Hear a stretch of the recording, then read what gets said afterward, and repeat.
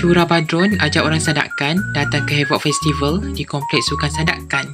Dah masuk hari kedua. Minta datang support. Korang, hari ni dah hari kedua tau untuk Havoc Festival di Kompleks Sukan Sandakan. So, untuk korang yang tak tahu Syura punya booth dekat mana, jadi Syura bagi tahu. But guys, yang ada dekat Sandakan, dekat Sabah yang berdekatan lah, korang semua datang ramai-ramai lah. Mana orang Sandakan ni? Sebab tahun lepas kita pergi, tapi tak semeriah tahun lepas tu. So, orang Sandakan tolonglah, datanglah sini, supportlah kami-kami di sini, okay? So, kita ada Tomo BMK dan juga kita ada Taufufa Gadis juga.